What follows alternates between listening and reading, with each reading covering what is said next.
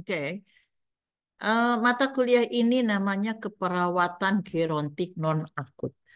Ya, saya awali dulu dengan ini karena supaya saudara ngait gitu ya dengan judul mata kuliah apa yang akan saya sampaikan itu gitu ya. Baik, kalau melihat kata yang paling kunci, kalau keperawatan gerontik saya kira Anda sudah paham lah ya. Tapi kalau non-akut ini sebetulnya apa? Ya, lansia dengan masalah-masalah penyakit yang sifatnya non-akut. Kalau non-akut itu, saudara baca di dalam referensi, itu sama dengan chronic illness. Ada acute illness, ada chronic illness. Ya, ini non-akut, it's mean chronic. Jadi lanjut usia yang mengalami masalah kesehatan kronik. Ya, mengapa demikian? Anda sudah tahu secara fisiologis lansia ini akan menurun fungsi-fungsi organ-organ yang ada di dalam tubuhnya. Ya, jadi penyakit kronis ini adalah sebuah kondisi yang berlangsung kalau dalam batasan waktunya setahun atau lebih. Ya, jadi kalau suatu penyakit itu diderita oleh si lansia dalam waktu 1 tahun lebih dan dia membutuhkan perawatan, penanganan, baik itu medik maupun keperawatan yang berkelanjutan. Serta lansia ataupun orang ini ya terbatas aktivitas kehidupannya sehari-hari. Tuh ya, itu yang disebut dengan penyakit kronis, kondisi kronis. Non akut itu diartikan sebagai kondisi kronis ya. Dari perspektif keperawatan, chronic illness itu adalah suatu kondisi di mana terjadi akumulasi ya, penumpukan atau latensi. Latensi itu suatu keadaan yang terus-menerus ada secara laten, keadaan penyakit dan tidak dapat diubah. Kemudian kondisi ini melibatkan seluruh lingkungan manusia untuk perawatan suportif, mendukung perawatannya, ya, untuk melakukan perawatan diri, pemeliharaan fungsi dan pencegahan kecacatannya itu harus melibatkan lingkungan orang tersebut. Misal keluarga, supporting sistemnya, perawat, tenaga medis, dan tenaga lainnya. Ya, saya kira Anda bisa menyimpulkan bahwa oh, jadi yang dimaksud dengan non-akut itu adalah kronis. Jadi lanjut usia dengan eh, kondisi non-akut berarti lanjut usia yang dia ini punya penyakit lebih dari setahun terus-menerus, perlu penanganan medis dan keperawatan dan melibatkan berbagai pihak di dalam support kehidupannya sehari-hari. Ya, misalnya apa sih Bu? Misal pasien ini dengan diabetes mellitus. Ya, diabetes mellitus itu tidak ada yang sembuh.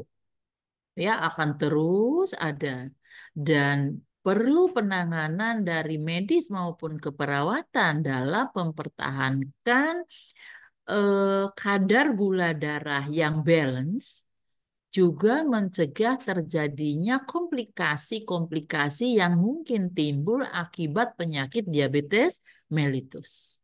Itu melibatkan keluarga enggak? Melibatkan. Kenapa? Karena dia harus berobat, karena dia makanannya harus diatur, karena dia cara menggunakan pakaiannya, sendalnya, itu kan harus ada yang mensupport. kalau itu lansia.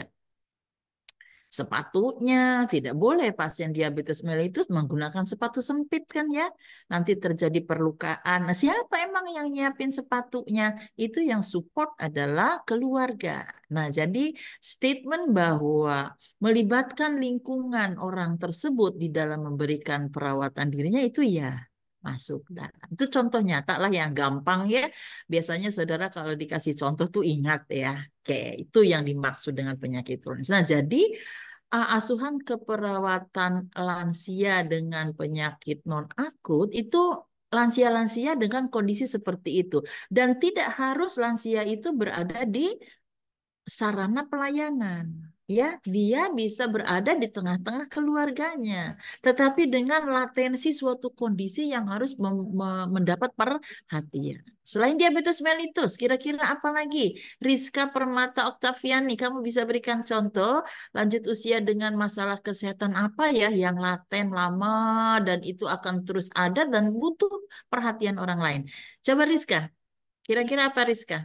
Izin Hmm. jawab Ibu, hipertensi terus stroke juga bisa Ibu. Hipertensi, apalagi hipertensi sudah pernah mengalami stroke, ya itu perlu support. Ratu bisa tambahin nggak Ratu U? Ratu U apa Ratu ini namanya? Makasih Rizka. Ratu, kamu punya punya bayangan apa tuh yang disebut dengan non akut selain diabetes dan hipertensi tadi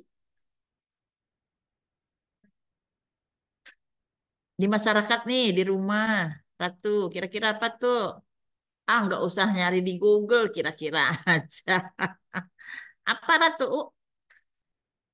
Izin Ibu kayak ISPA, ISPA, misalnya apa asma, ISPA? kalau ISPA, Nisa. asma bisa, bronkopneumonia itu kalau pada lansia itu sering terjadi, ya. Nah, seperti itulah kira-kira ya. Itu adalah sasaran dari kondisi-kondisi yang dimaksud di dalam mata kuliah ini. Gagal jantung, orangnya ada di rumah sakit apa ada di rumah? Nah, di rumah orang dengan dekompensasio cordis dari hipertensi, kemudian mengalami juga masalah jantung, ya, masalah pernafasan itu banyak terjadi. Nah, kira-kira itu lingkup dari uh, uh, gerontik non akut, ya. Oke, terus apa lagi ya? Nah, jadi gangguan kronis dan penyakit akut sesungguhnya kalau menurut teori itu tidak benar-benar bisa dipisahkan ya.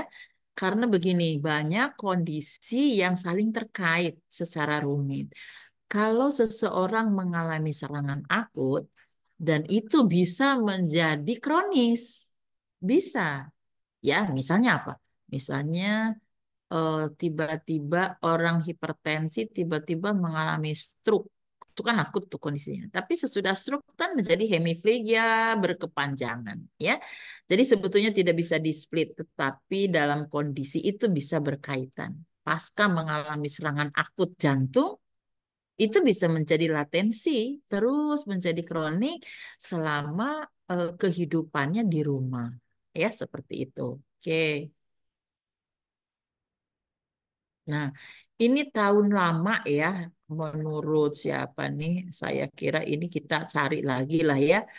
Dulu saja itu ya lansia ini 88% lansia setidaknya memiliki satu penyakit kronis katanya. Tuh. Jadi kalau dari 100 lansia, 88-nya itu seringkali mengeluh suatu kondisi kronis. Ya, kalau di Indonesia data terbaru tahun 2023 hipertensi aja pada lansia 68% lanjut usia itu mengalami hipertensi. Itu kondisi terbaru Indonesia. Artinya seperti yang tadi disampaikan Rizka, hipertensi adalah suatu laten, suatu penyakit yang laten, ada terus. Ya, nanti saudara coba lakukan asesmen ya di lapangan ketika praktek profesi berapa persen lansia-lansia ini. Kemarin hasil hasil praktik eh, mahasiswa profesi Itu tinggi sekali, di atas 80% lansia ini paling tidak memiliki satu penyakit kronis. Dan 50%-nya katanya setidaknya memiliki dua penyakit kronis. Misalnya dia juga hipertensi, dia juga punya masalah penyakit jantung gitu. Jadi artinya kondisi ini cukup tinggi di masyarakat. Mengapa kemudian di program studi sarjana terapan di sini itu dibuka dalam bentuk mata kuliah. Karena ke depan ketika saudara sudah lulus nanti, ini akan terus banyak. Ya, ketika saudara bekerjanya di sebuah puskesmas atau ini kondisi ini menjadi satu masalah prioritas di dalam masalah kesehatan masyarakat. Nah, kondisi kronis yang umum sekali terjadi betul tadi hipertensi, diabetes mellitus, penyakit jantung. Nih satu nih tadi nggak kesebut artritis. Coba kalau lansia ditanya gitu ya, aduh sholatnya sudah di kursi katanya, kenapa lututnya nggak bisa ditekuk, nyeri, itu apa tuh?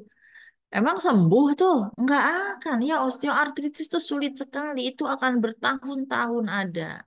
Tuh, termasuk artritis. Paling sering adalah osteoartritis pada persendian di lutut. Banyak sekali. Ya, nah, itu yang akan saudara hadapi itu nanti dalam mata kuliah ini yang akan dipelajari adalah lansia dengan masalah-masalah penyakit kronis. Itu saya kira introduksi saja dari saya. Itu seharusnya dijelaskan oleh Ibu Raden Siti Mariam ya, karena harus ada penjelasan program. Tapi tidak apa, saya siap saja karena dulunya ini saya yang megang sebetulnya mata kuliah ini. Tapi sekarang saya kebanyakan megang mata kuliah, nggak sanggup juga ya. Oke, baik. Sampai di sini. Apakah ada yang ingin bertanya? Atau Anda sudah tahu? Oh, itu yang dimaksud dengan keperawatan gerontik non akut, yaitu lansia dengan masalah-masalah penyakit yang kronis. Penyakit kronis itu adalah penyakit yang laten, lebih dari setahun terus aja akan ada, bahkan tidak ada prognosis kesembuhan. Yang ada adalah misalnya diabetes mellitus dengan gula darah yang seimbang, hipertensi yang terkontrol gitu kan ya, artritis nyerinya terkontrol, penyakit jantung terkontrol gitu. Karena apa? Sulit sembuh itu mah. Ya, udah jelas sampai sini? Najwa Afifah cukup jelas kamu? Lagi apa kamu? Jangan ngerjain yang lain ya. Oke. Jelas, jelas. Jelas, oke. Saya mohon Anda tidak mengerjakan yang lain kecuali kita berdiskusi ya. Kalau ada PR nanti di luar jam ini. Ya, oke. Terima kasih untuk semuanya untuk tidak mengerjakan hal lain dulu ya. Saya tahu Anda banyak tugas, tapi waktunya kuliah ya kuliah ya. Oke. Apa yang ingin saya sampaikan sesuai dengan topik yang saya harus bahas adalah memahami terlebih dahulu karena Anda adalah nurse ya. Jadi ketika ditanya itu harus tahu alasan-alasan ilmiah mengapa itu terjadi pada lanjut usia. Mengapa penyakit-penyakit kronis yang lama itu tidak terjadi pada remaja gitu. Apa sih yang terjadi pada lanjut usia? Kok mesti diabetes mellitus? Kok mesti penyakit jantung? Kok ada itu ini ya, seperti yang tadi Anda sampaikan. Itu landasannya, alasannya harus Anda ketahui terlebih dahulu. Karena kita di keperawatan, kita selalu mengaitkan segala sesuatu yang terjadi di dalam diri seseorang itu, termasuk lansia, dihubungkan dengan pemenuhan kebutuhan. Ya, karena pada dasarnya ilmu keperawatan adalah ilmu memenuhi kebutuhan dasar manusia. Nah, pada kondisi-kondisi tertentu ya, ada gangguan-gangguan yang dapat terjadi pada gangguan pemenuhan yang terjadi pada lansia. Salah satu yang diminta saya menyampaikan adalah gangguan pemenuhan kebutuhan oksigen serta cairan dan elektrolit. Nanti gangguan-gangguan lain yang terjadi akibat penyakit kronis ini itu akan dibahas oleh dosen yang lain. Ya, jadi saya hanya akan menjelaskan physiologic change, fisiologik lah ya. Jangan jangan salah, bukan patologik. Apa artinya fisiologik? Jadi memang ini akan terjadi pada lansia. Mau tidak mau, suka tidak suka, lanjut usia akan mengalami ini. Ya, di atas usia 60 tahun, apakah semuanya sama lansia, bereng gitu. Pada usia 60 tahun akan semua mengalami begini? Tidak. Aging proses itu berbeda antara satu dengan yang lain lansia. Sangat tergantung kepada bagaimana perilaku hidup bersih dan sehat dari lansia sebelum dia menginjak usia 60 tahun. Ada yang umurnya 65 tahun. Ya, tapi nampaknya lebih energik dari yang usianya 62 tahun gitu. Pernah nggak Anda melihat begitu? Pernah? Ada ya. Tidak semua orang 65 tahun tuh punya energi yang bagus, bermanfaat, produktif. Ada yang sudah ngelingker di tempat tidur. Ada usia 80 tahun itu masih masih kata orang Sunda masih jag-jag gitu ya. Nah, tapi ada yang masih usia 75 aja sudah nggak bisa ngapa-ngapain. Nah, itu Anda harus tahu mengapa demikian.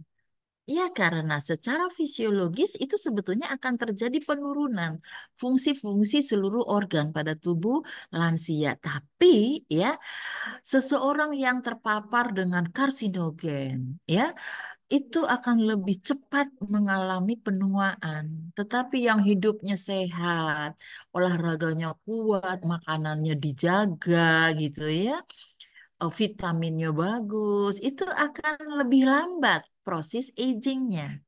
Umur boleh sama, tetapi proses penuaan berbeda.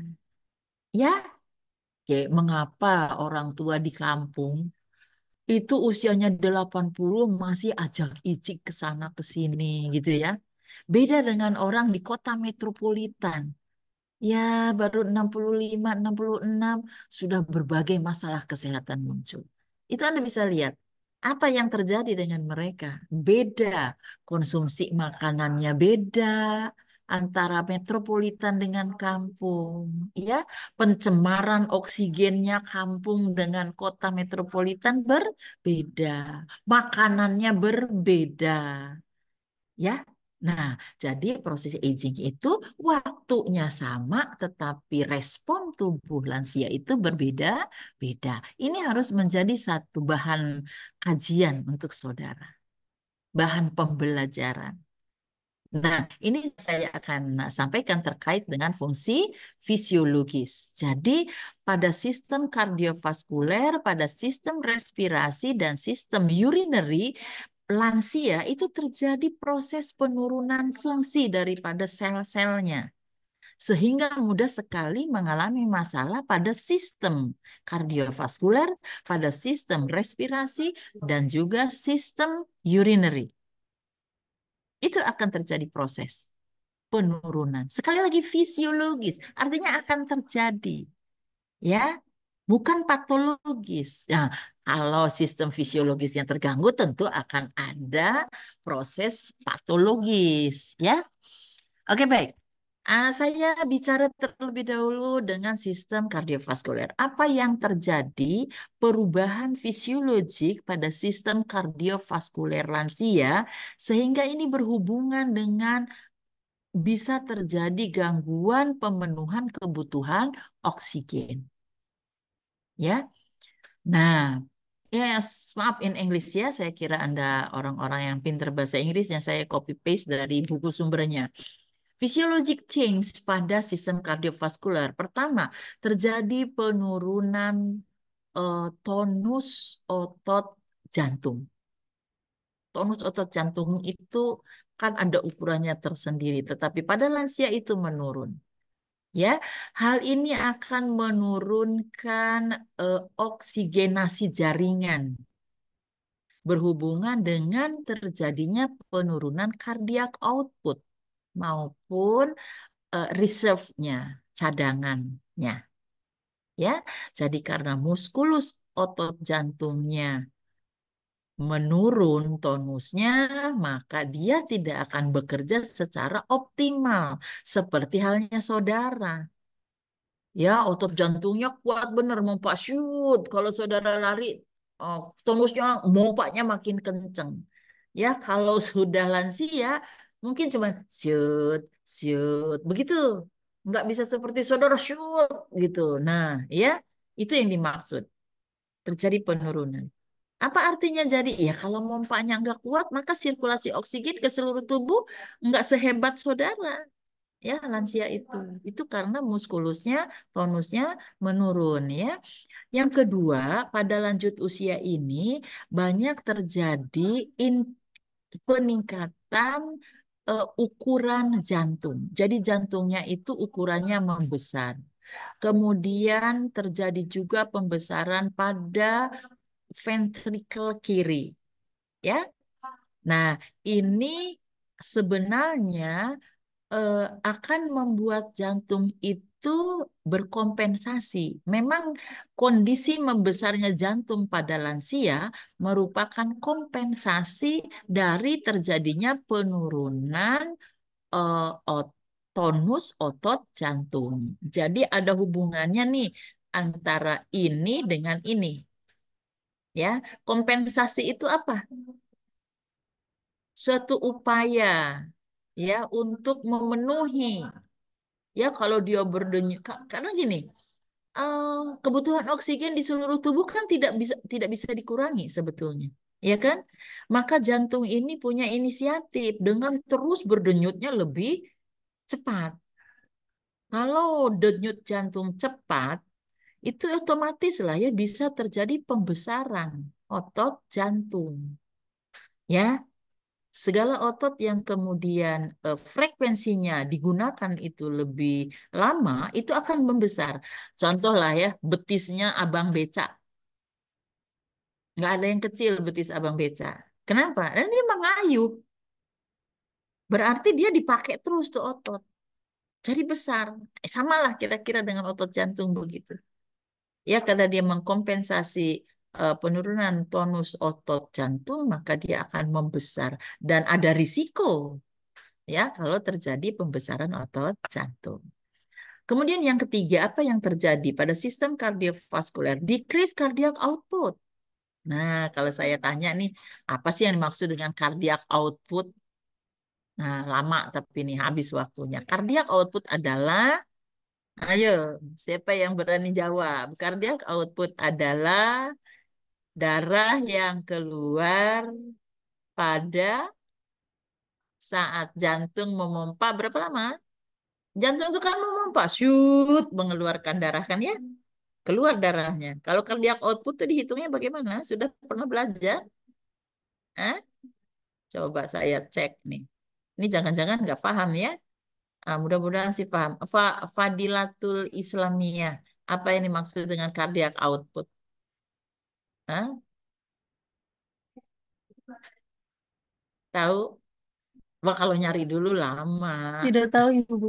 Tidak tahu. Ya Allah, ini udah semester 7 ya? Adinda, Iya, Adinda Ibu. Dwi. Adinda Dwi tahu nggak? Apa itu cardiac output? Yang jelas tadi saya sudah kasih tahu. Jumlah darah yang keluar dari jantung. Terus? Nggak tahu? Tidak tahu Ibu. Izin Aduh. jawab boleh Ibu? Boleh. Nih, siapa nih yang jawab? Selesai Ah, Ibu. rasa sak. Apa yang dimaksud? Ini Bu, ada Ah, yang dipompa oleh jantung selama 1 menit. ah. Jadi volume darah, jumlah darah yang dipompakan oleh jantung ke seluruh tubuh di dalam waktu 1 menit. Itu namanya kardiak output. Allah, kalau sudah semester 7 harus hafal ya. Terima kasih ya Rosa, sudah menjawab. Terima kasih. Terima kasih atas kejujurannya bahwa Anda ada yang tidak tahu gitu ya. Tolong belajar mulai sekarang ya. Cardiac output itu apa? Jangan sampai Anda tidak paham itu ya. Jadi decrease cardiac output. Nah, nanti Anda cari ya, berapa banyak darah yang dikeluarkan seharusnya di dalam 1 menit itu. Ya, nah nanti kalau decrease berarti kurang dari volume tersebut. Ini Anda waktu belajar fisiologi sistem kardiovaskuler ya, harusnya sudah belajar. Nah, kalau cardiac output ini menurun, maka akan terjadi peningkatan peluang terjadinya gagal jantung. Ya, jantungnya sudah capek bekerja sampai membesar, tetapi yang dipompa dikeluarkannya sedikit. Bisa terjadi gagal jantung, dan kalau sudah gagal jantung akan terjadi apa nih yang bawah? Decrease peripheral circulation. Jadi terjadi penurunan sirkulasi darah ke perifer, ke jaringan-jaringan tepi kita. Ya, sehingga oksigen akan tidak terpenuhi, kebutuhan oksigennya tidak terpenuhi, ya kan? Nah, ini kan kembali ke judul, perubahan fisiologis kardiovaskuler pada lansia yang mempengaruhi kebutuhan oksigen. Jadi karena kondisi-kondisi jantungnya menurun seperti ini, ya maka kebutuhan oksigen untuk kebutuhan metabolisme seluruh tubuh itu menurun. Ya, sekali lagi, ini bukan masalah penyakit. Ini memang akan terjadi seperti ini pada lansia. Kalau Anda nanti masuk usia 70, 80, ini akan terjadi. Tidak bisa dihindari, tapi bisa diperlambat. Gitu. Ntarlah begininya nih udah usia 90 tahun gitu, 70 tahun masih oke lah gitu. Ya, tapi pada lanjut usia umumnya sini terus pelan-pelan akan mengalami ini turun, turun, turun, turun sampai pada akhirnya harus berhenti jantungnya. Ya, ya itu kehidupan. Sudah paham sampai di sini? Oke, masih ada. Apa yang terjadi dengan otot jantung dan pembuluh darah ya? Kalau sistem kardiovaskuler itu kita tidak hanya bicara jantung. Ada tiga komponen kalau kita bicara sistem kardiovaskuler. Jantungnya, pembuluh darahnya, dan darahnya, isinya. Itu adalah eh, organ yang membangun sistem kardiovaskuler. Jadi jangan salah nih, sekali lagi. Dengerin kata Bu Yeti, ya. Sistem kardiovaskuler itu melibatkan paling tidak tiga hal. Satu, jantungnya. Dua, pembuluh darahnya. Tiga, darahnya. Ya, nih kalau ditanya lagi nanti jangan ada yang nggak tahu gitu.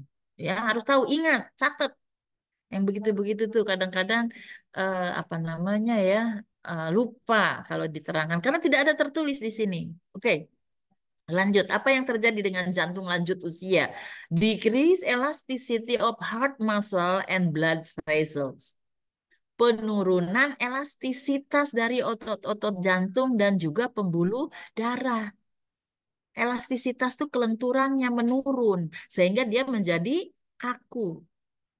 Nah, ini apa yang akan terjadi kalau otot-otot jantung dan juga pembuluh darahnya kaku, akan terjadi decrease venous return, penurunan darah yang mengalir dari vena-vena perifer ke jantung.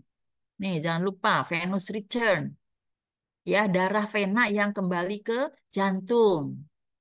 Ayo, kalau Anda merasa ini akan lupa, catat ya. Makanya harus konsentrasi. Oke, increase dependent edema.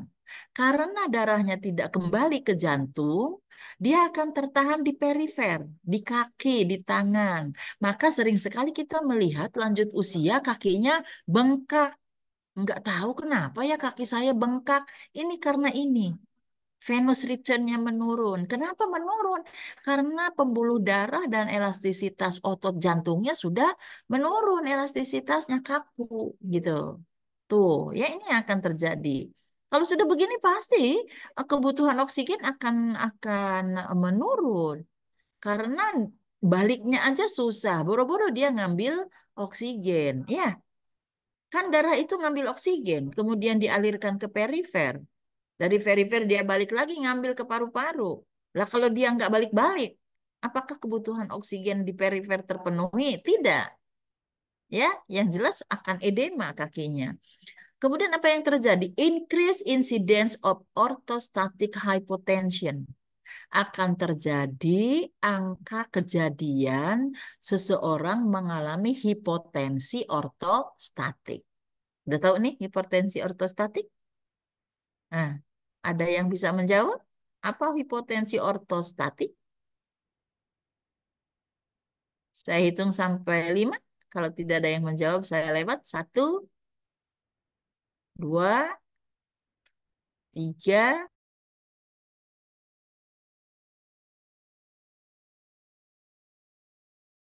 Izin jawab, Ibu.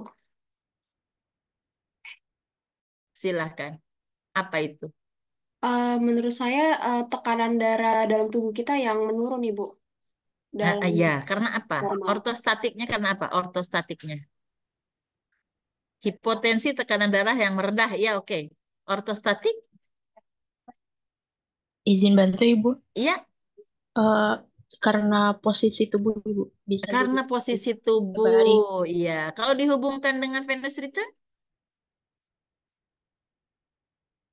Ya, nanti didalami ya. Terima kasih Elsa dan Rizka ya. Betul. Jadi, Anda mungkin pernah lah ya. Kalau dari duduk ke berdiri, Anda tiba-tiba gitu berdirinya ya. Ya. Apa yang akan terjadi itu? Pusing, kunang-kunang, mata gelap gitu ya. Itu hipotensi ortostatik. Ya, jadi tubuh itu harus mengadaptasi terkait dengan posisi. Tekanan darah itu kan berbeda-beda ya. Pada saat duduk, pada saat jongkok, pada saat berdiri, pada saat tidur. Itu tekanan darah itu berubah-berubah. Nah, kalau perubahan itu tiba-tiba tanpa diadaptasi, ya, itu ada hubungannya dengan posisi dan juga ini. Kalau pada lansia apalagi? Ya, karena apa tadi? Karena Venus return-nya menurun.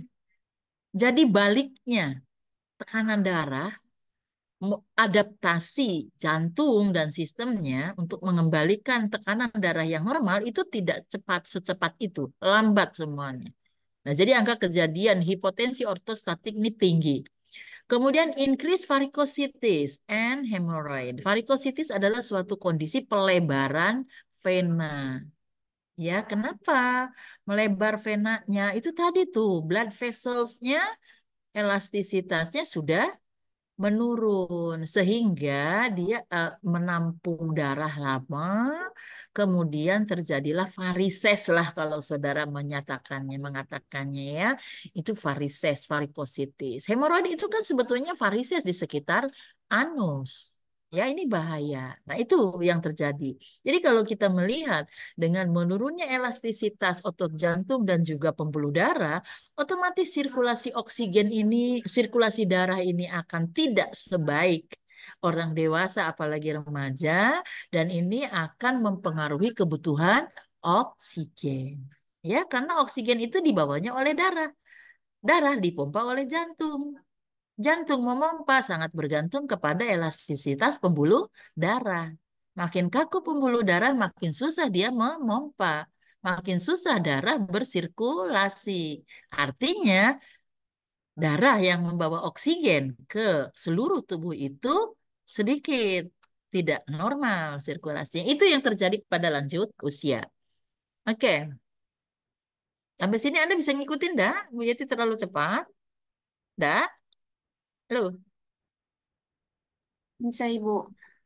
bisa. Oke, harus harus harus harus memperhatikan ya. Oke, baik. Lanjut sekarang, apa yang terjadi secara fisiologis pada lansia akan mengalami penurunan pacemaker cells. Nah, saya nanya lagi nih, siapa yang tahu apa itu sel pacemaker, fungsinya di dalam jantung? Ayo, siapa yang bisa menjawab? Apa yang dimaksud dengan pacemaker cells di dalam jantung? Saya hitung 5. Siapa yang bisa menjawab? 1, 2, 3, 4, 5. Tidak ada yang nemu? Nah, ini Anda belajar anatomi nggak sih dulu ya? Waduh, di jantung jantung berdegup karena apa sih dia? Coba, coba saudara berpikir. Jantung kan bergerak. Ada apa di dalamnya kok dia bisa bergerak? Karena adanya sel-sel pacemaker. Ya, dia ini adalah pemicu listrik jantung. Ya, coba nanti Anda pelajari deh anatomi jantung ya secara keseluruhan. Karena saya jadi susah jelasinnya. Kalau jelasin sampai ke kecil-kecil begini lama. Ya, tolong pelajari apa itu pacemaker. Yang jelas dia adalah pemicu jantung. Di situ ada nodes. Ya, SA nodes namanya. Coba cari SA nodes, pacemaker cell, catat semuanya. Tolong pelajari kalau Anda mau pinter, ya. Nah, di situ terjadi penurunan sel-sel yang memicu listrik jantung, SA nodes di situ, ya. Sehingga terjadilah heart rate. Denyut jantung itu antara 40 sampai 100 beats per menit. Dan ini juga karena pacemakersnya ini menurun sel-selnya, meningkatkan adanya abnormalitas atau risiko abnormalitas terjadinya konduksi. Konduksi itu apa? Ini Anda ini dari IPA, ya. Listrik itu kan mengalir. Ya, jadi jangan dikira jantung berdegup itu berdegup sendiri. Nah, saudara harus pelajari betul berdegup sendiri, tetapi bagaimana mekanisme jantung berdenyut itu harus tahu ya melalui pacemakers ya. Sehingga ini akan mempengaruhi uh, beats, heart rate beats ya. Coba lihat lansia ya, beats jantung kita itu kan 80 betul ya, tapi banyak yang beatsnya itu 40, 50, 60. Kalau denyutnya hanya 40, 50 ya, ini kondisi di mana sirkulasi darah akan terganggu. Yang normal itu ke 80. Yang 100 beats ini biasanya masih kompensasi. Ya, nanti sesudah itu akan turun kemampuannya. Kalau denyut jantung itu menurun, maka otomatis sirkulasi darah menurun, kebutuhan oksigen juga tidak terpenuhi. Ya, itu yang terjadi dengan jantung. Apalagi ini masih jantung. Menurunnya sensitivitas baroreseptor. Nih, kalau saya tanya lagi tadi cari ya pacemaker dan SA nodes itu apa. Sekarang cari lagi baroreseptor itu apa fungsinya di dalam jantung. Tolong dicatat. Catat PR dari Bu Yeti untuk kamu pinter. Baroreseptor itu apa? Nah, kalau karena saya tanya lagi itu 5 habis waktunya. Ya, decrease adaptation to change blood pressure. Ini yang tadi ada hubungannya dengan hipotensi ortostatik. Ya, jadi lansia itu akan lama beradaptasinya, blood pressure-nya, tekanan darahnya, ya, karena adanya sensitivitas baroreseptor yang menurun. Ya, tuh. Jadi eh, naik turunnya kemampuan adaptasi tubuh lansia ya tekanan terhadap tekanan darah itu ada berhubungan dengan sensitivitas baroreseptor ya. Oke. Selanjutnya terjadi peningkatan insiden dari sklerosis valvular. Valvular itu apa? Katup. Ya, jantung itu kan punya katup ya. Nah, coba berapa katup jantung seseorang di kiri dan di kanan? Ada yang ingat enggak? Oke, PR aja pelajari katup jantung. Katup jantung itu ada antara atrium dan ventrikel, ya kan? Nah, berapa jumlah katup jantung kiri, berapa jumlah katup jantung kanan itu anatominya. Tolong dicatat. Balik lagi Anda harus belajar anatomi kalau mau paham ya. Nah, kemudian katup ini ya pada lanjut usia sering mengalami sklerosis. Ya, apa yang membangun dia menjadi sklerosis? Bisa kalsium, bisa kolesterol. Sehingga katup itu kan harusnya membuka, menutup pada setiap denyut jantung. Pada kondisi tertentu dia menjadi kaku. Ya, sehingga tidak nutup betul atau tidak membuka betul. Yang akan saudara dengar ketika katup ini bermasalah waktu membuka menutup, itulah yang disebut dengan heart murmur, murmur jantung. Mungkin saudara sudah pernah mendengar seperti apa sih bunyi murmur, ya, jantung yang mengalirkan darah tetapi katupnya itu tidak nutup betul, murmur, ya, akan terjadi heart murmur. Itu bahaya nggak? Ya bahaya lah. Harusnya nutup bukanya katup kan normal, nutup betul gitu. Nah ini nanti kalau secara patologis Anda pelajari apa yang akan terjadi ketika masalah pada katup jantung. Ya, itu pada lanjut usia. Apakah semua lanjut usia akan begini? Saya katakan akan mengalami valvular sklerosis, tetapi kecepatannya tidak sama, gitu. Ya, atau tidak terdeteksi, gitu ya, tiba-tiba meninggal aja, gitu ya. Yang kedua, increase atherosclerosis. Athero, coba perhatikan tulisannya, bukan arterio. Ini sering salah mahasiswa. Atherosclerosis. Ya, biasanya ini berhubungan dengan kondisi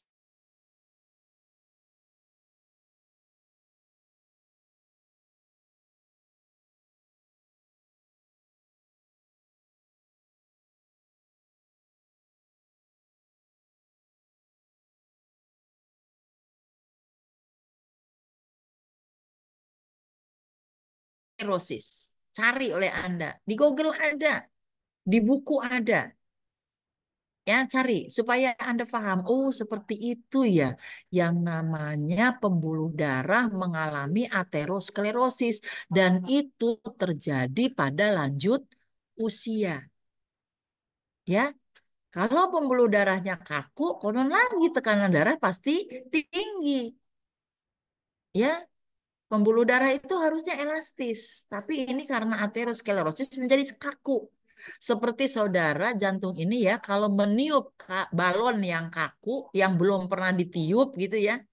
Ingat nggak? Coba bayangkan, saudara meniup balon yang masih baru dibeli. Pipi saudara kembung nggak? Harus kuat nggak niupnya? Nah, seperti itu. Jadi kalau pembuluh darahnya ini kaku, maka jantung memompanya akan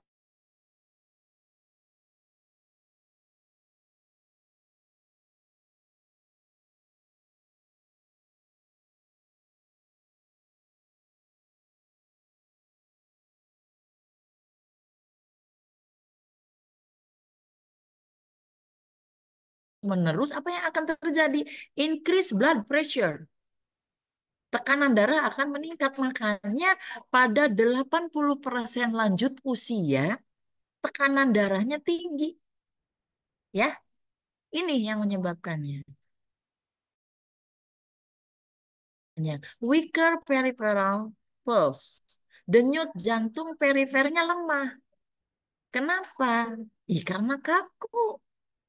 Ya, susah untuk bisa mengalirkan oksigen ke perifer ya, kemudian denyut jantung, denyutannya juga karena kaku menjadi lemah denyut jantung perifer.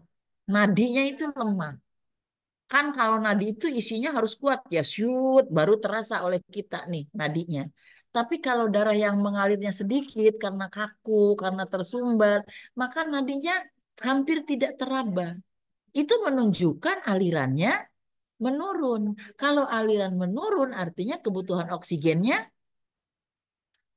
tidak terpenuhi karena aliran darahnya menurun. Oke, saya kira ada berapa tadi ya? Ada 1, 2, 3, 4, 5, 6, 7, 8 kondisi jantung dan pembuluh darah. Ya, ya, saya belum bicara darahnya. Darah pada lanjut usia yang kekurangan cairan karena lansia biasanya rangsang minumnya menurun, itu kental. Pembuluh darahnya kaku, darahnya kental, otomatis kerja jantungnya akan sangat kuat. Hipertensi akan tinggi. Apalagi dia diabetes mellitus. Waduh, darahnya makin kental, makin susah didorong. Maka orang diabetes mellitus kalau terjadi perlukaan pada ujung-ujung jari, apa yang akan terjadi? Fauzia, kalau kalau diabetes mellitus ada luka di ujung jari jempol gitu. Apa yang terjadi? Biasanya cepat sembuh apa enggak? Fauziah, Firdayanti, buka dong, jangan gitu. Kalau Bu Yeti tanya mau jawab, Susah, jangan Ibu. di-mute. Hah? Susah, Ibu. Susah sembuh. Kira-kira kenapa susah sembuh? Karena oksigennya kurang. Kenapa oksigennya kurang? Karena sirkulasi darahnya seperti tadi. Susah bersirkulasi darah itu. Ya, ke perifer pada lanjut usia. Apalagi lanjut usia dengan diabetes mellitus. Itu akan hipertensi. Gitu kira-kira secara physiologic change pada sistem kardiovaskuler. Oke. Nah, ini adalah common disorders in with aging. Ini adalah kondisi-kondisi yang menyebabkan terjadinya gangguan pemenuhan kebutuhan oksigen pada lansia di sistem kardiovaskuler. Coronary artery disease, penyakit jantung koroner, penyakit katup jantung, mengalami aritmia sebagai kompensasi daripada kerja jantung. Heart failure yang saya kuningin ini adalah kondisi fatal. Gagal jantung untuk berdenyut, maka orang akan meninggal. Kardiomegali tadi kondisinya akan terjadi peripheral vascular disease, akan terjadi penyakit vaskuler pada perifer seperti yang tadi saya sampaikan. Ya, varicose vena akan terjadi varicose. Varicose itu apa namanya tadi saya katakan ya, akan terjadi aneurism. Aneurisma adalah dinding pembuluh darah yang halus akan terus menggembung dan itu bisa pecah. Dan kalau pecahnya itu adalah pembuluh darah yang halus di otak, maka akan terjadi stroke. Ya, kemudian akan terjadi penyakit hipertensi. Ini adalah penyakit-penyakit yang common, sering kali terjadi pada lanjut usia. Dan ini semua ada hubungannya dengan gangguan pemenuhan kebutuhan oksigen. Oke, ingat-ingat yang warnanya merah jambu ini adalah gangguan pemenuhan kebutuhan oksigen berhubungan dengan masalah pada sistem kardiovaskuler. Oke, saya stop share dulu. Mana? Yang tidur siapa? Oke. Gimana cerita kardiovaskuler pada lansia? Cukup menarik? Ya, sadari itu. Kalau orang tua saudara saat ini sudah 60 tahun ke atas, ajarkan itu kepada orang tua atau nenek saudara. Bahwa ada risiko ketika hidupnya tidak sehat. Ya, misalnya perokok, itu akan menambah lebih berat. Ya, harus makannya santan lah, sayur lodeh lah, gulai lah, itu akan terjadi aterosklerosis. Tolong, makanya saudara juga jajan hati-hati ya. Oke. Karena apa? Kejadian itu kenapa kata Bu Yeti bisa berbeda ya? Tidak bareng sama tergantung bagaimana cara pola hidup saudara, pola makan, pola istirahat, pola olahraga sejak muda sebelum usia 60. Itulah makanya kita selalu mengajarkan PHBS. Makan itu begini, jangan makan cilok, cireng tuh yang dijual di depan kampus. Mie lagi, pagi mie, siang mie, malamnya mie ayam, mie terus. Kalau mie aja masih mending. Tapi saudara makannya kan pakai pengawet. Pengawetnya di mana, Bu? Di mie itu ada pengawet loh. Di sausnya itu ada pengawet. Ya, mbok nasi putih aja sama telur, tapi putihnya aja lah, separuh aja kuningnya, gitu. Rebus sayur, ya sayur bening, itu lebih sehat. Jadi kalau Anda nanti pada saat lansia tidak mau seperti itu tuh jantungnya, mulai sekarang Anda harus hidup sehat. Dari sisi makan, olahraga 30 menit. Bangun tidur, minum air putih, olahraga 30 menit sampai saudara berkeringat. Insya Allah tuh jantungnya nggak akan kayak yang Bu Yeti sampaikan tadi ya. Tapi kalau sekarang juga males, ya ya nanti akan begitu tuh jantung dan sistem kardiovaskulernya. Ya, oke. Nah, kalau saudara pola hidupnya sehat, apakah tetap waktu 60 tahun akan begitu? Akan, tetapi mungkin usia 70 baru begitu gitu. Usia 60-nya masih kayak Bu Yuti nih, 65 tahun. Oke, punya. Tidak ada saya punya masalah yang terkait dengan sistem kardiovaskuler. Tekanan darah saya bagus. Kadar kolesterol saya bagus. Ya, satu obesitas yang semua Bu Yeti ini susah banget nurunin berat badan ya. Saudara jangan kayak Bu Yeti gemuknya ya. Saudara harus belajar menghitung indeks massa tubuh saudara berapa. Yang normal tuh 21, 22. Kalau Bu Yeti udah 27. Ini yang terus kena omel sama anak-anak. Tapi aku masih bisa lah ngajar, jalan, lari, belanja, semuanya melakukan sendiri. Usia saya sudah hampir 65 tahun. Sudah lansia, jadi yang ngajarnya adalah lansia. Ya, nah, saudara harus lebih sehat dari saya karena sudah diajarin nih sama Bu Yeti ya. Oke, masih lanjut belajarnya? Masih siap? Nggak boleh ada yang ngantuk. Loh, tega amat kalau Anda ngantuk, saya berkuar-kuar kayak gini, terus Anda tidur gitu ya. Mana? Kelihatan sama Bu Yeti. Makanya sering saya stop share dulu. Saya ingin lihat apa yang saudara lakukan. Oke, baik. Saya lanjut ya. Janji, tidak ngantuk.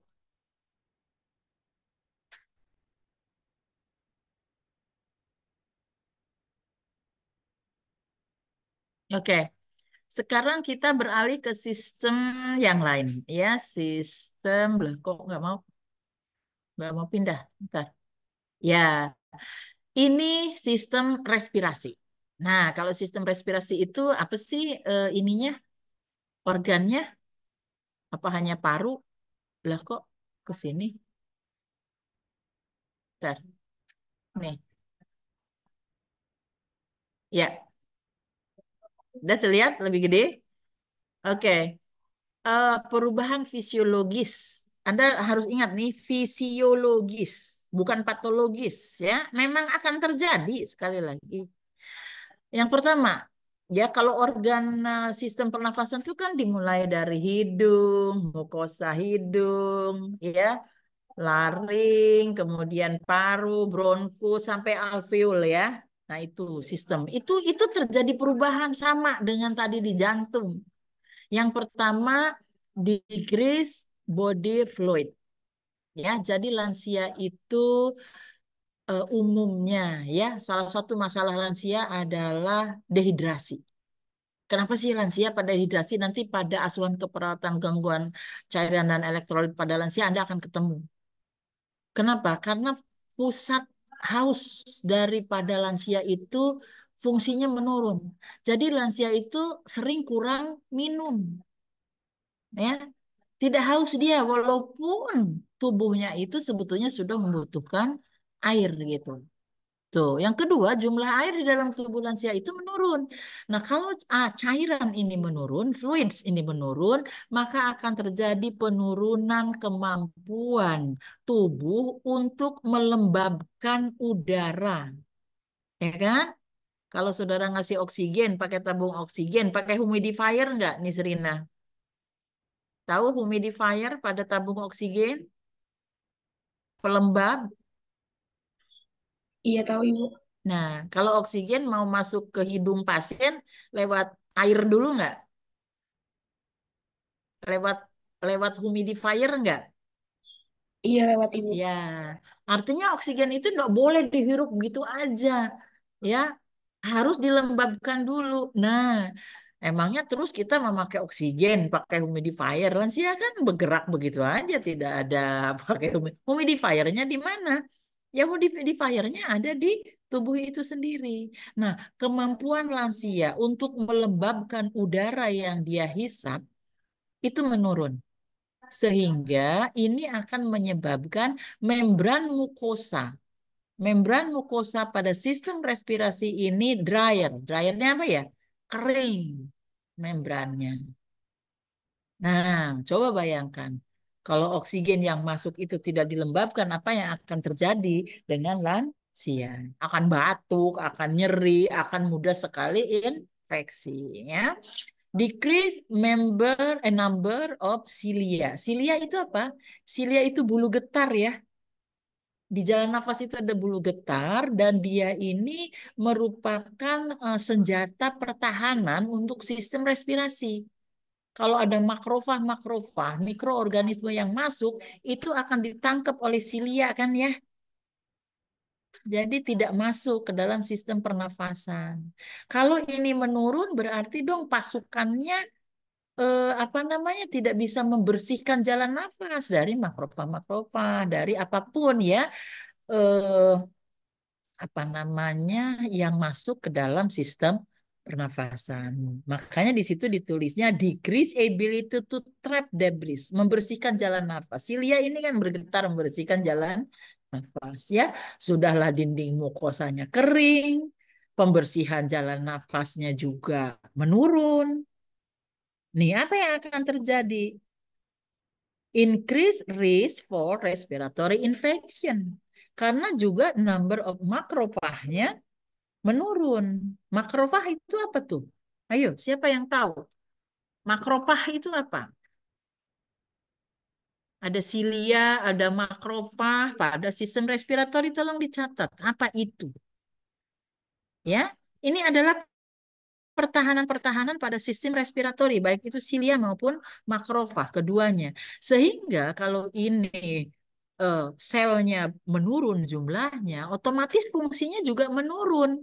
Ini akan mengakibatkan jalan nafas ini susah dibersihkan, belum lagi mukosanya kering, maka yang akan terjadi adalah meningkatnya risiko untuk terjadinya infeksi pada sistem pernafasan. Ya, coba kalau saudara dengarkan kakeknya, neneknya, sering batuk, enggak, lansia. Ya, batuk berkepanjangan, nggak sembuh-sembuh. Itu laten itu loh. Sepanjang tahun bisa terjadi batuk. Ya, penyebabnya apa ya ini? Jadi kalau saudara ditanya sama kakek, "Kak, ini kok nggak sembuh-sembuh ya batuk ada aja." Walaupun mungkin riaknya sedikit, tapi batuknya kok terus-menerus. Anda bisa jelaskan pakai ini nih. Karena memang lansia itu akan mengalami penurunan-penurunan secara fisiologis. Ini yang turun kakek gitu. Jadi harus apa? Harus banyak minum yang pasti. Supaya mukosanya tidak kering. Ya, kering itu juga ada hubungannya dengan number of cilia-nya. Ya, tuh. Kemudian apa yang terjadi lagi pada sistem pernafasan lansia? Decrease. Decrease ini turun loh ya, penurunan. Tissue elasticity in the alveoli and lower lung lobes. Nih, ngerti ya? Terjadi penurunan elastisitas jaringan pada sel-sel alveoli dan lobus bawah paru-paru. Ya, apa yang akan terjadi kalau ini elastisitas kembali? Kalau dia harusnya elastis, kemudian menurun elastisitasnya alias menjadi kaku, maka akan terjadi decrease gas exchange. Akan terjadi turunnya exchange pertukaran gas. Gas apa nih yang bertukar di paru-paru? Halo, Fitri Aila, Alia, Nabila. Gas exchange, gas apa yang bertukar di paru-paru? Buka. Heeh. Oksigen sama karbon. Yes, good. Ya, oksigen dan karbon dioksida pertukarannya akan terhambat karena elastisitas di alveoli ini menurun. Ya, apa yang akan terjadi? Akan increase. Increase itu meningkatkan tumpukan sekret di paru-paru. Ya, kalau tidak elastis, ini akan menimbulkan sekret. Inilah penyebab batuk pada lanjut usia. Penyebab banyaknya riak pada lanjut usia. Karena awal-awalnya adalah menurunnya elastisitas jaringan di alveoli dan di lower lung lobes. Ya, catat di kepala nih. Ini terjadi. Oh, kenapa lansia ini sering batuk dan ada riaknya? Ini terjadi. Apakah ini akan mengganggu kebutuhan oksigen? Ya, ya setiap orang yang tidak bersih di dalam sistem respirasinya, maka kebutuhan oksigennya akan terpengaruh. Ya, kurang oksigennya. Oke. Selanjutnya decrease number of capillaries. Kapiler-kapilernya itu mulai buntu ya. Kapiler itu apa? Pembuluh darah yang halus ya di perifer. Nah, padahal pertukaran karbon dioksida dan oksigen itu terjadi di situ. Terjadi di perifer, terjadi di kapiler. Kalau ininya sudah mulai mengecil, fungsinya sedikit menurun, maka akan terjadi decrease gas exchange. Akan terjadi penurunan pertukaran antara oksigen dan karbon dioksida dan menyebabkan gangguan pemenuhan kebutuhan oksigen. Ya, tuh. Oke, lanjut. Decrease muscle strength and endurance. Ya, kemampuan ngembang-ngempisnya otot-otot pada paru tentu alveolnya ini juga menurun. Ya, apa yang terjadi? Decrease ability to breathe deeply. Jadi lansia ini tidak bisa tarik nafas dalam banget. Ya, kemudian ini akan menimbulkan batuk yang kuat. Nih, pada lansia.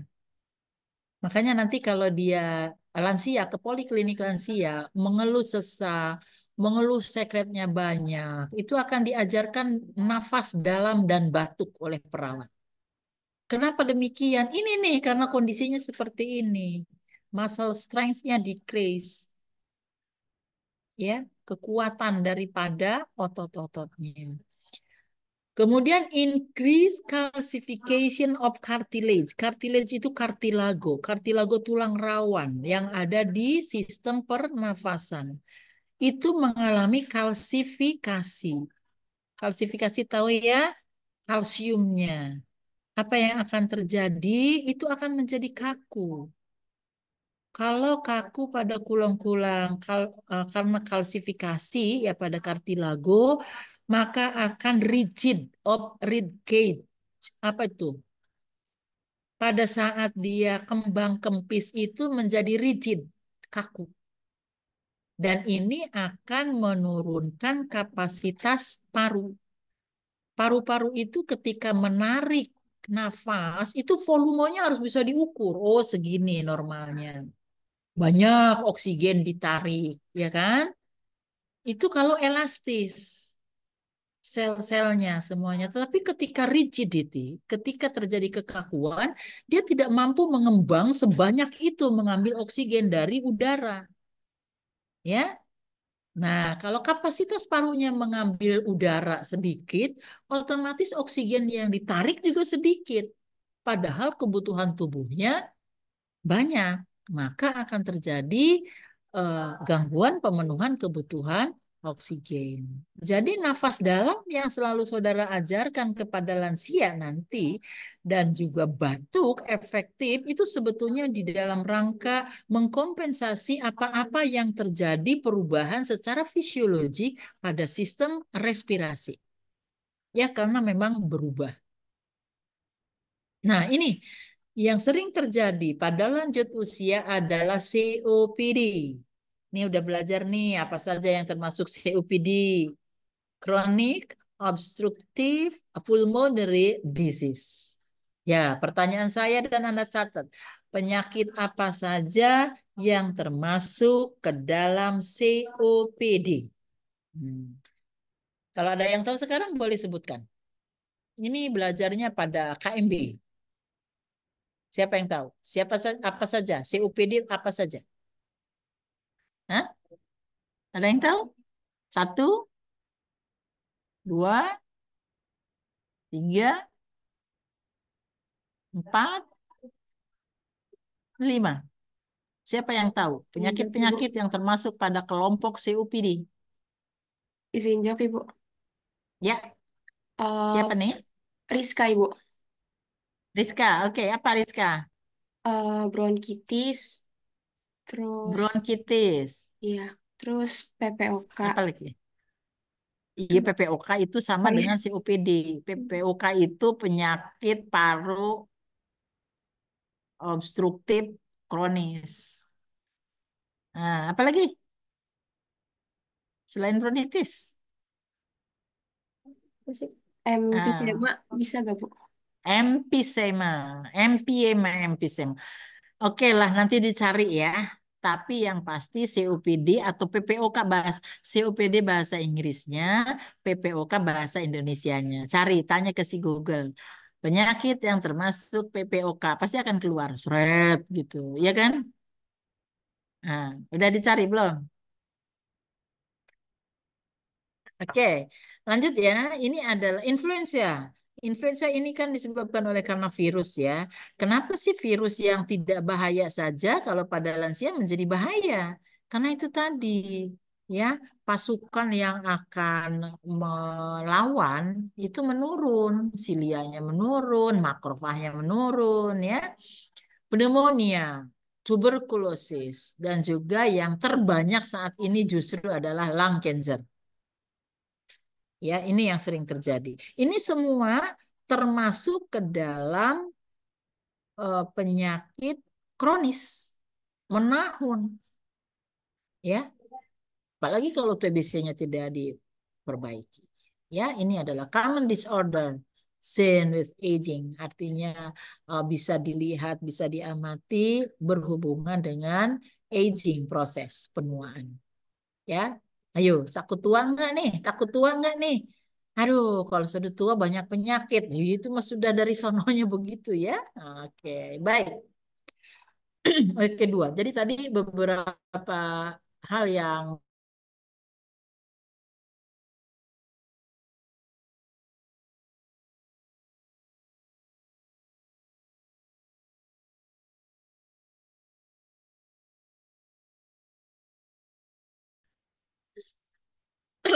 kita bicara tentang perubahan fisiologis pada sistem urinary. Nah, sistem urinary itu Anda harus ingat dimulai dari mana? Dari ginjal. Di dalam ginjal itu ada apa? Ada nefron gitu ya. Kemudian ada ureter, dari ureter ada bladder, kemudian dari bladder ada uretra, gitu ya.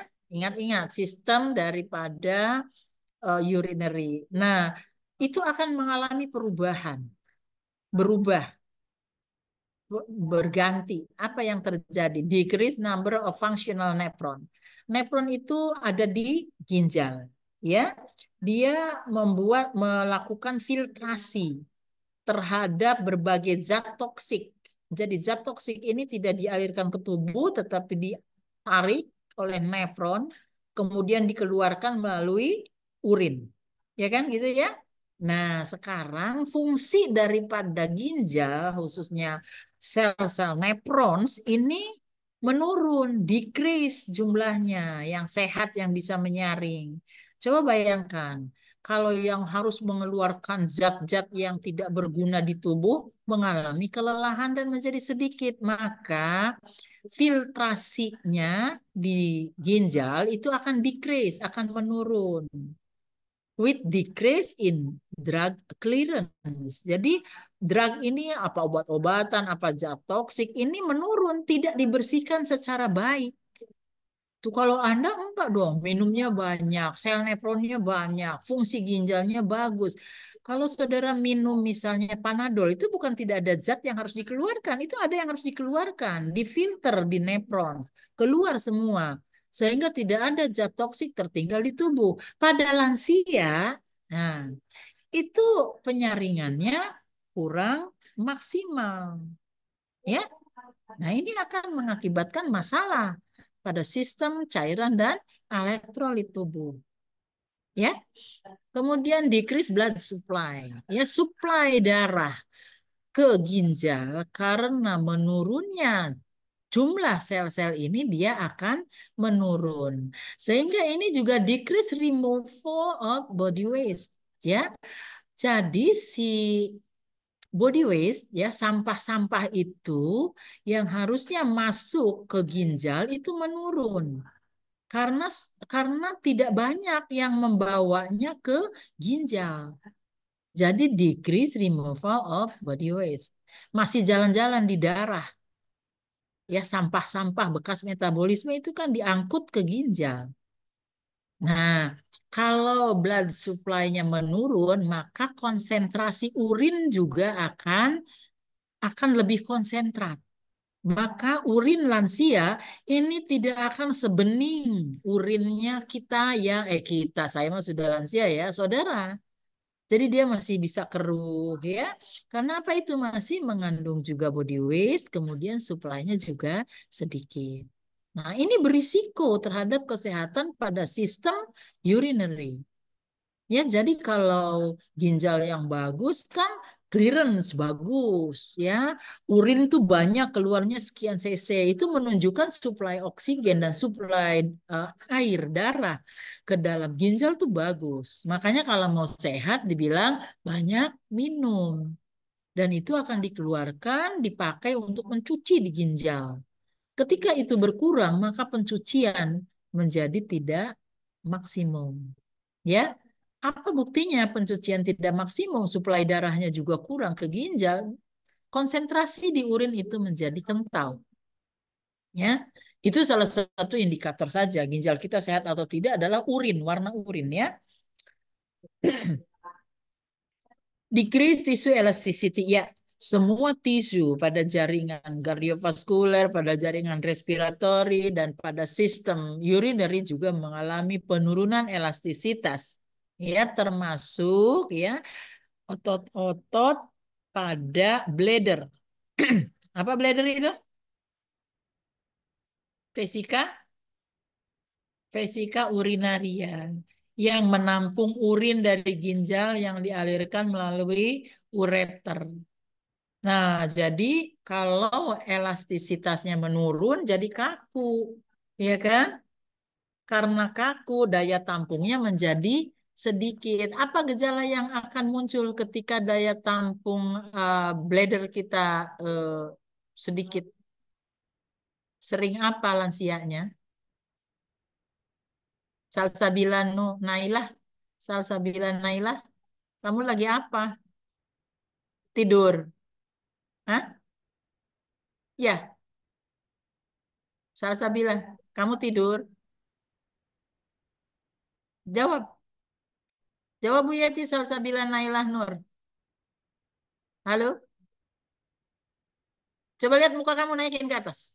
Saya lihat dagu kamu. Ya, kamu barusan tidur. Hah? Kok nggak jawab?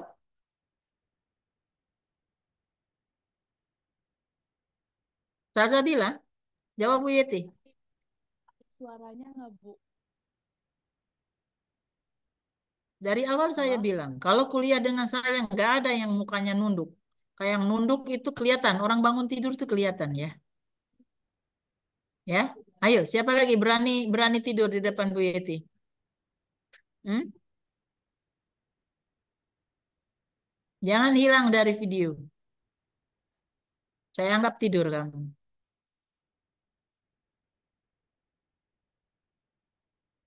Oke, lanjut ya. Jangan tidur. Nah, ayo kita saling menghargai. Bu Yeti menyiapkan PPT ini dari malam. Sekarang bicara, menjelaskan kepada saudara sampai sedetil mungkin. Terus kamunya tidur gitu ya. Sopan nggak tuh?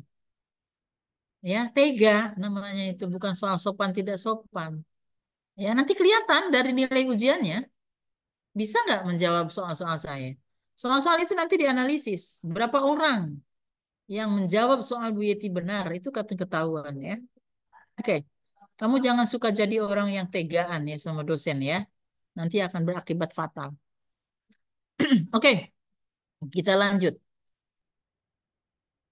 Kita tadi bicara bahwa pada sistem urinary bisa terjadi penurunan elastisitas jaringan, termasuk jaringan pada bladder, ya, pada vesika urinaria. Sehingga kalau bladdernya ini kaku, maka yang akan terjadi belum lagi 300 cc, dia sudah ingin buang air kecil. Akhirnya lansia ini sering mengalami buang air kecil. Kalau sphincternya masih bagus, ya dia akan mampu menahan itu.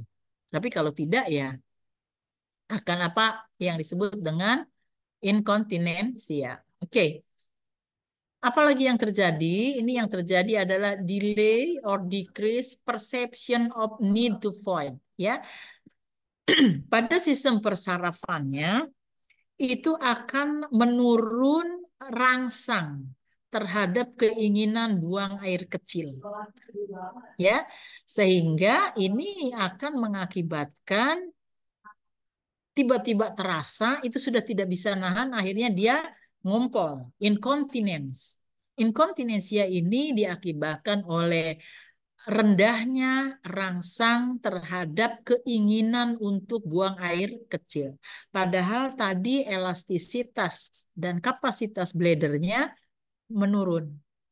Ya, oleh karena itu kalau saudara masuk ke sebuah panti, ya aroma yang pertama kali akan saudara hidu adalah bau pesing. Ini karena banyaknya lansia yang mengalami kejadian inkontinensia, urin. Tidak bisa menahan urin atau menahan urin tetapi tidak ada rangsang untuk miksi, ya. Increase nocturnal urine production. Ya, meningkatnya produksi urin pada malam hari. Catat oleh saudara nih, kemarin ada yang nggak tahu apa yang dimaksud dengan nocturnal. Nocturnal. Aduh, dari mana? Makasih ya. Matur nggih. Nih Bu Puji ngasih semangka, Bu Yeti kasihan katanya. Oke. Nocturnal apa tadi? Nocturnal? Fitria? Nocturnal tadi apa? Istilah nokturnal untuk apapun biasanya ini apa Fitria? Fitria Nanda, nokturnal itu apa tadi? Buka, unmute, lihat ke saya. Nokturnal itu apa? Nih, arti dari yang kuning nih, yang Bu Yati tunjuk nih apa nih?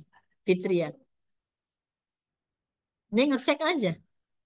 Cek and recheck. Apakah Anda mendengarkan? Nah, coba terjemahkan apa artinya nih yang kuning, Fitria Nanda.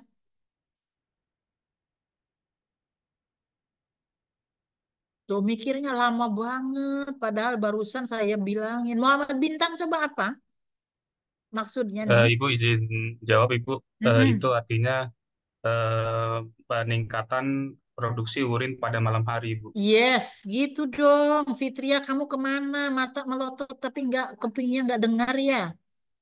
Nah, saya tuh suka gimana ya. Nah ini capek nerangin itu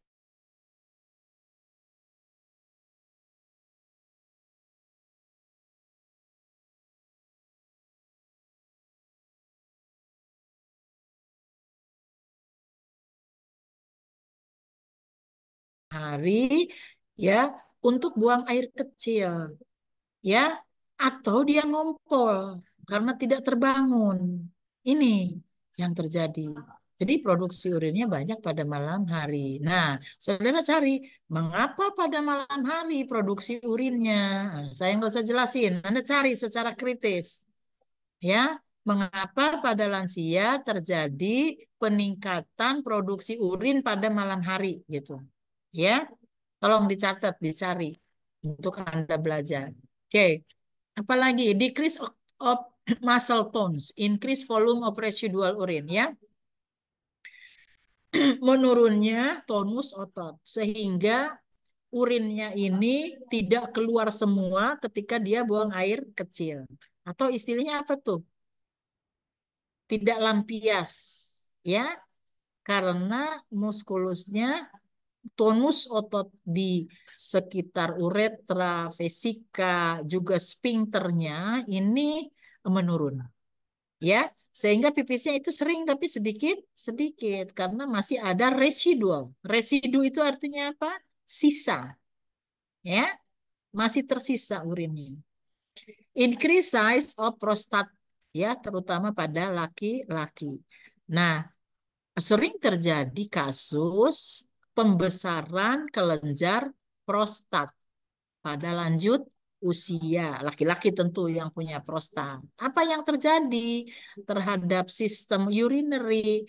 Prostat itu kan sama salurannya dengan saluran urin, berdekatan. Kalau dia mengalami pembesaran, maka saluran di situ akan tertekan. Ya, tertahanlah urin, tidak bisa keluar. Kan gitu ya. Apa yang akan terjadi? Maka meningkat risiko terjadinya infeksi karena urinnya tidak keluar. Ya, itulah kira-kira. Dan frekuensi untuk mixinya menjadi sedikit. Ya, terjadinya penahanan urin akibat dari eh, pembesaran prostat. Jadi kalau lansia dengan pembesaran prostat, maka urinnya akan keluar sangat sedikit-sedikit gitu ya. Banyak urin tertahan, maka bisa meningkatkan risiko terjadinya infeksi. Ya, tuh. Nah, ini pada lanjut usia yang sering terjadi masalah-masalah akibat dari physiologic change adalah urinary incontinence, urinary tract infection, dan CRF, chronic renal failure. Ya, ini yang paling sering terjadi. Kalau urinary tract infection itu biasanya pipisnya nyeri, ya, terutama pada wanita. Ya, ini sering mengalami infeksi. Kalau yang paling sering apa? Itu nomor satu, incontinence. Ya, karena semuanya sudah berubah secara fisiologis pada sistem urinary. Chronic renal failure ini sudah berat ya, terutama kalau produksi daripada urin itu sedikit akibat sirkulasi darah yang tidak baik ke ginjal itu akan terjadi gagal ginjal kronis. Habis? Sampai di situ. Nah, untuk judulnya itu Kobiopsikososiospiritual, saya hanya menjelaskan aspek fisiologis saja. Bahwa ada hubungannya antara misalnya stres dengan sistem kardiovaskuler, saya kira Anda sudah paham. Makin stres seseorang, makin bermasalah jantungnya, hipertensinya, maka akan ada hubungannya dengan fungsi-fungsi dari tiga sistem ini. Ya, sistem kardiovaskuler, sistem respiratori, dan sistem cairan dan elektrolit ya. Oke. Tuh. Habis waktunya 9.33 kita sampai 9.40 ya. Oke, saya persilahkan jika ada yang ingin diskusi dan pertanyaan. eh ini siapa nih? Oke. Pertanyaan boleh langsung saya kira ya. Anda boleh juga kalau ada yang mau bertanya melalui chat. Silakan, apa yang ingin ditanyakan oleh saudara terkait dengan physiologic change? Jadi, perubahan fisiologis pada tiga sistem. Tadi sudah saya jelaskan, nanti akan ada sistem lain, mungkin orang lain yang menjelaskan, ya dosen lain. Pada sistem kardiovaskuler ada 8 perubahan, pada sistem respiratori tadi ada 7 perubahan, dan pada sistem urinary tadi sekitar ada 6 perubahan juga. Ya, dan perubahan itu sekali lagi adalah fisiologis. Artinya normal terjadi. Ya, dianggap normal terjadi. Tetapi terjadinya penurunan pada organ-organ sistem ini ya, itu akan menimbulkan masalah dan merupakan risiko untuk terjadinya penyakit kronis pada lanjut usia. Dan ini karena kita perawat, kita melihat perspektifnya dari sisi gangguan pemenuhan kebutuhan oksigen, kebutuhan keseimbangan cairan dan elektrolit. Ya, pemenuhan kebutuhan oksigen terutama gangguannya terjadi pada sistem kardiovaskuler dan sistem respiratori. Dan terjadinya penurunan fisiologis pada sistem urinary akan mengganggu balances atau keseimbangan cairan dan elektrolit. Karena keluar masuknya cairan menjadi terganggu. Itu kali ya resum dari saya terkait dengan apa yang disampaikan pada siang hari ini. Tadi ada banyak PR dari saya, baik itu istilah, baik itu sesuatu yang saya melihat Anda masih perlu kembali mempelajari, ya kembali. Saya katakan kembali karena seharusnya itu sudah dipelajari pada saat saudara belajar anatomi, fisiologi, belajar patologi, itu semuanya harusnya sudah dipelajari dan sekarang akan diaplikasikan pada mata kuliah yang memang memerlukan basic itu. Ya, Anda belajar ilmu biomedik dasar.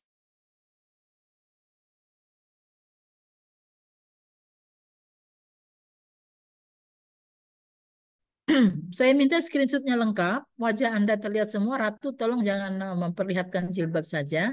Dagu Anda harus kelihatan. Ai Indriani, Rapika, silahkan. Si Pen, silahkan screenshot. Tapi saya ingin semuanya kelihatan wajah. Ya, ini SKS-nya berapa GNA ini? Teorinya 1, 2. Izin jawab Ibu, teorinya 2 SKS. Oke, berarti ini 1 pertemuan ya, 100 menit. Oke. Sudah? Di screenshot, Amel? Iya Ibu, sebentar. Siapa ini WA ininya? Rizka ya? Iya Ibu. Oke. Ratu, kamu tuh duduknya yang betul, wajahnya nggak kelihatan Ratu. Cantik aku. Coba. Hah? Ratu, mulutnya nggak kelihatan Ratu tuh. Nah, gitu nah. Diatur lah laptopnya. Ayo, sudah? Ya izin Ibu sudah. Oke, kalau sudah. Ini nggak ada yang bertanya ya? Sudah clear? Atau kalau ada yang ingin bertanya gitu, apa sih tadi Bu Yeti yang jelasin gitu? Ada? Enggak? Tidak ada? Kalau tidak ada, saya anggap semuanya clear ya.